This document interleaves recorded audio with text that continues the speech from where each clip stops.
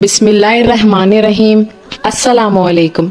جب حضور اقدس صلی اللہ علیہ وسلم حضرت حلیمہ رضی اللہ تعالی عنہا کے گھر سے مکہ مکرمہ پہنچ گئے اور اپنی والدہ محترمہ کے پاس رہنے لگے تو حضرت ام ایمن جو آپ کے والد ماجد کی باندی تھیں، آپ صلی اللہ علیہ وسلم کی خاطرداری اور خدمت گزاری میں دن رات جی جان سے مصروف رہنے لگی۔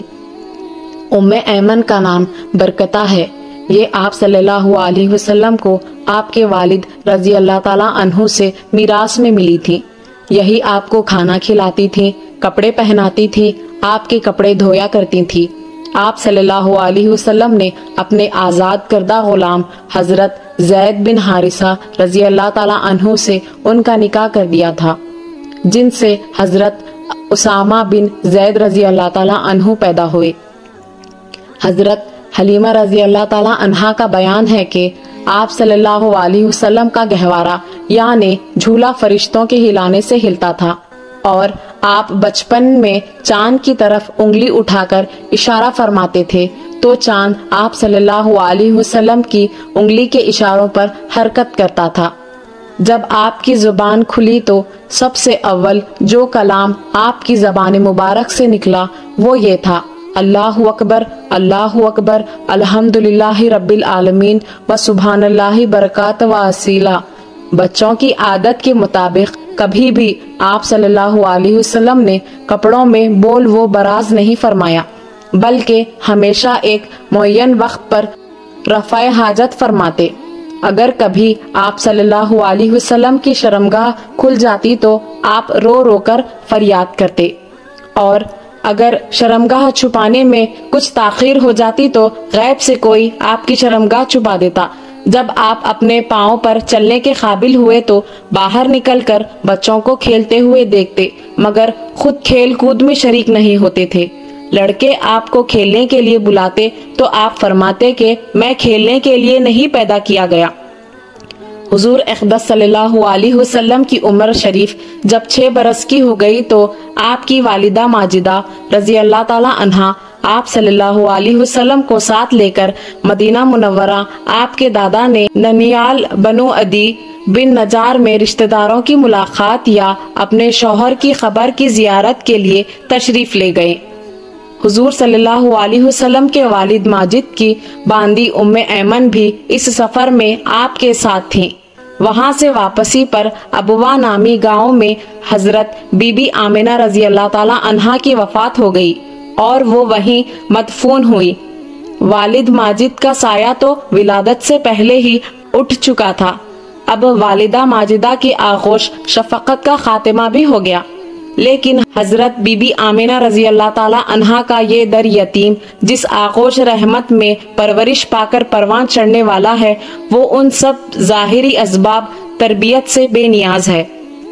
حضرت بی بی آمنہ رضی اللہ تعالی عنہا کی وفات کے بعد حضرت ام ایمن رضی اللہ تعالی عنہا آپ صلی اللہ علیہ وسلم کو مکہ مکرمہ لائی اور آپ کے دادا عبد المطلب کے سپرد کیا، اور دادا نے آپ کو اپنی آغوش تربیت میں انتہائی شفقت و محبت کے ساتھ پرورش کیا، اور حضرت ام ایمن رضی اللہ تعالی عنہا آپ کی خدمت کرتی رہیں۔ جب آپ صلی اللہ علیہ وسلم کی عمر شریف 8 برس کی ہو گئی تو آپ کے دادا عبد المطلب کا بھی انتقال ہو گیا۔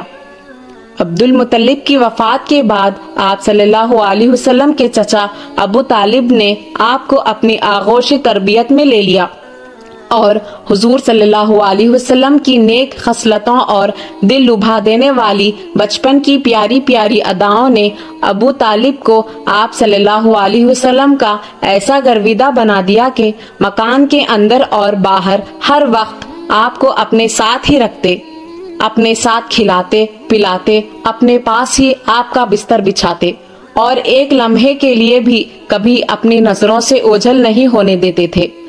ابو طالب کا بیان ہے کہ میں نے کبھی بھی نہیں دیکھا کہ حضور صلی اللہ علیہ وسلم کسی وقت بھی کوئی جھوٹ بولے ہوں، یا کبھی کسی کو دھوکہ دیا ہو، یا کبھی کسی کو کوئی اعزار پہنچائی ہو، یا بیہودہ لڑکیوں کے پاس کھیلنے کے لیے گئے ہوں، یا کبھی کوئی خلاف تہذیب بات کی ہو۔ ہمیشہ انتہائی خوش اخلاق، نیک اتوار، نرم گرفتار، بلند کردار اور اعلیٰ درجے کے پارسا اور پرہیزگار رہے۔ ایک مرتبہ ملک عرب میں انتہائی خوفناک قحط پڑ گیا۔ اہل مکہ نے بتوں سے فریاد کرنے کا ارادہ کیا، مگر ایک حسین و جمیل بوڑھے نے مکہ والوں سے کہا کہ اے اہل مکہ، ہمارے اندر ابو طالب موجود ہیں، جو بانے کعبہ حضرت ابراہیم خلیل اللہ علیہ السلام کی نسل سے ہیں اور کعبہ کے متولی اور سجادہ نشین بھی ہیں۔ ہمیں ان کے پاس چل کر دعا کی درخواست کرنی چاہیے۔ چنانچہ سرداران عرب ابو طالب کی خدمت میں حاضر ہوئے اور فریاد کرنے لگے کہ اے ابو طالب، قحط کی آگ نے سارے عرب کو جھلسا کر رکھ دیا ہے۔ جانور گھاس پانی کے لیے ترس رہے ہیں اور انسان دانا پانی نہ ملنے سے تڑپ تڑپ کر دم توڑ رہے ہیں۔ قافلوں کی آمد و رفت بند ہو چکی ہے اور ہر طرف بربادی و ویرانی کا دور دورہ ہے۔ آپ بارش کے لیے دعا کیجیے۔ اہل عرب کی فریاد سن کر ابو طالب کا دل بھر آیا اور حضور صلی اللہ علیہ وسلم کو اپنے ساتھ لے کر حرم کعبہ میں گئے اور حضور صلی اللہ علیہ وسلم کو دیوار کعبہ سے ٹیک لگا کر بٹھا دیا اور دعا مانگنے میں مشغول ہو گئے۔ درمیان دعا میں حضور صلی اللہ علیہ وسلم نے اپنی انگشت مبارک کو آسمان کی طرف اٹھا دیا۔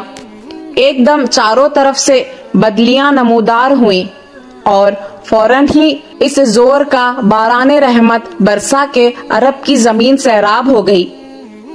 جنگلوں اور میدانوں میں ہر طرف پانی ہی پانی نظر آنے لگا۔ چٹیل میدانوں کی زمینیں سرسبز و شاداب ہو گئی۔ قحط دفع ہو گیا اور کال کٹ گیا اور سارا عرب خوشحال اور نہال ہو گیا۔ چنانچہ ابو طالب نے اپنے اس طویل قصیدے میں، جس کو انہوں نے حضور اقدس صلی اللہ علیہ وسلم کی مداح میں نظم کیا ہے، اس واقعے کو ایک شعر میں اس طرح ذکر کیا ہے کہ یعنی حضور صلی اللہ علیہ وسلم ایسے گورے رنگ والے ہیں کہ ان کے رخ انوار کے ذریعے بدلی سے بارش طلب کی جاتی ہے۔ وہ یتیموں کا ٹھکانہ اور بیواؤں کے نگہبان ہیں۔ ایسے ہی اسلامک واقعات کے لیے صفوان اسلامک ورلڈ کو سبسکرائب کریں۔